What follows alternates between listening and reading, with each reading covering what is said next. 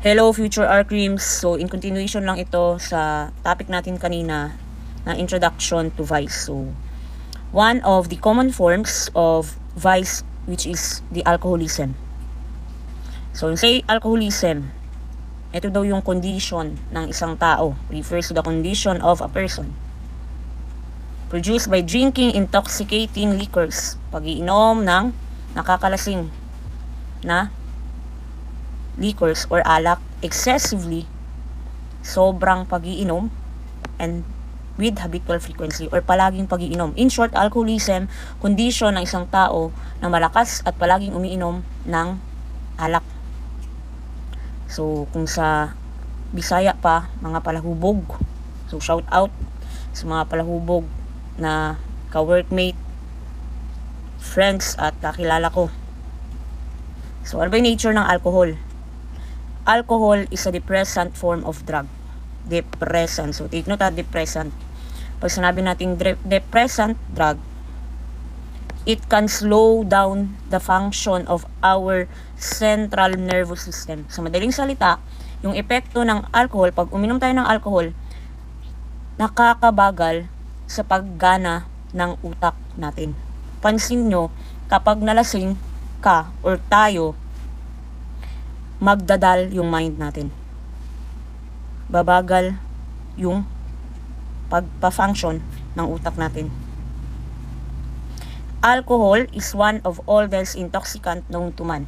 So yung alcohol daw ay isa sa mga matagal na intoxicant, kasi intoxicant nakakalasing na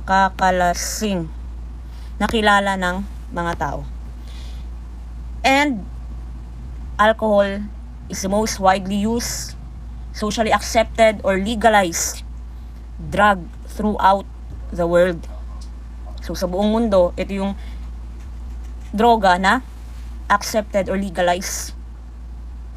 But in some other countries, specifically in Saudi Arabia, yung alcohol ay prohibited or not allowed.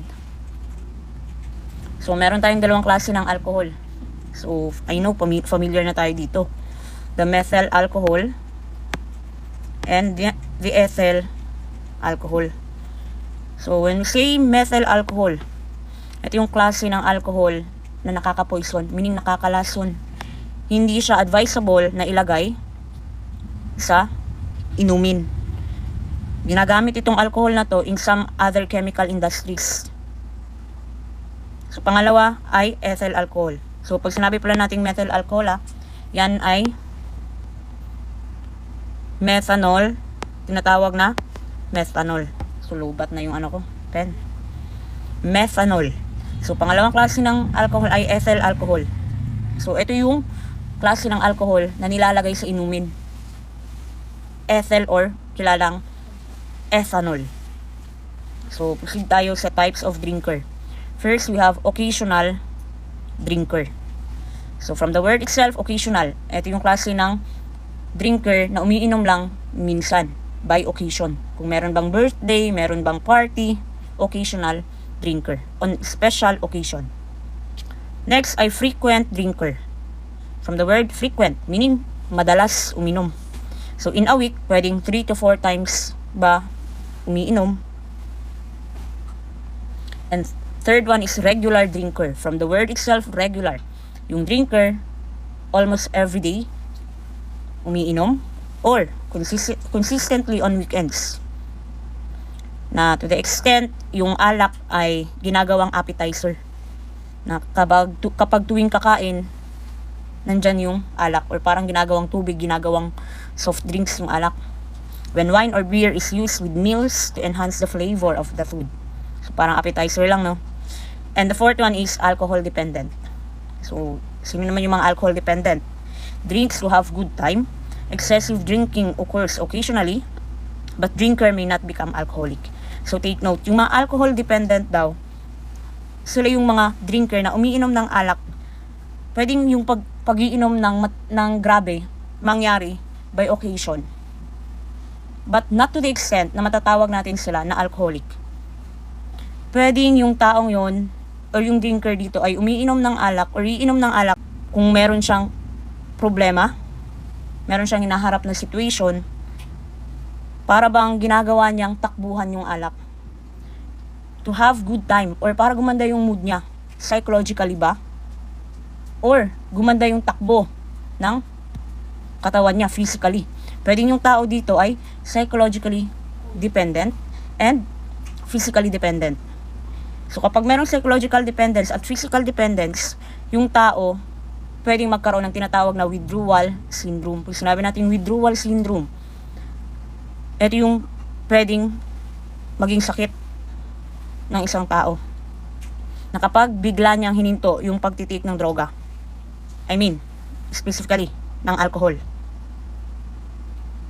Pero take note, sa alcohol dependent, hindi naman daw siya considered as alcoholic.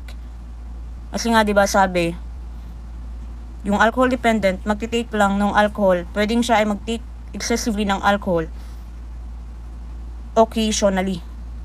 Pwedeng pag siya ay merong problema, nagiging takbuhan yung alcohol. Ano ba yung pinagkaiba talaga ng alcohol dependent at alcoholic?